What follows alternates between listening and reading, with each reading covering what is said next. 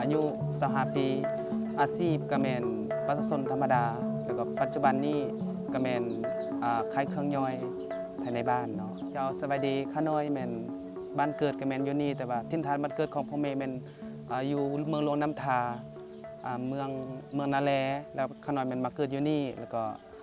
ตอนยังน้อยอาชีพแม่นความฝันแม่นอยากเป็นนักดนตรีเจ้าเป็นนักดนตรีแล้วก็ปัจจุบันนี้ข้าน้อยก็เป็นฐานะของข้าน้อยก็แม่นสายตาสั้นเจ้าแล้วก็เฮ็ดความฝันบ่ได้ก็เลยมาเปิดร้านขายเครื่องย่อยเพื่อจะได้มาในครอบครัวเมื่อเวียงว่าวันเหมือนขุดต่อเดือนมาฮอดปี2023ทางภาครัฐคันเทิงนำโครงการออฟฟาร์มเนาะที่ก็มาช่วยเหลือครอบครัวทุกยากข้าพเจ้าก็ถูกคัดเลือกรวมเงินทาง2ครั้งได้รับแม่น1,914,000 กีบได้นำเงินจำนวน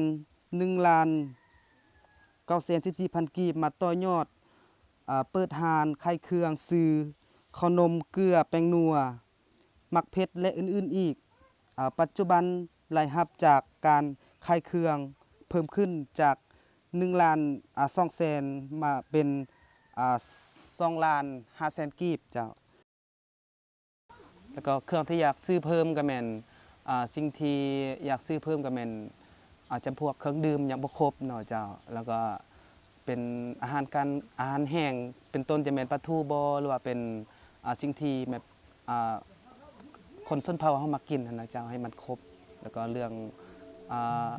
เครื่องใส่จะเป็นจานโฟมบ่ถ้วยโฟมบ่เป็นจำพวกอันนี้จะเป็นที่จำเป็นต้องใส่เวลามีงานเจ้ามาสำเร็จเจ้า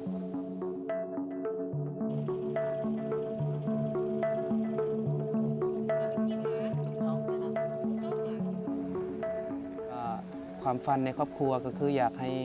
ครอบครัวกุมอยู่กุมกินเจ้าแล้วก็อยากใหญ่มาอยากส่งให้ลูกไปเรียนให้จบสำหรับการเรียนเจ้าสำคัญหลายเจ้าใจหลาย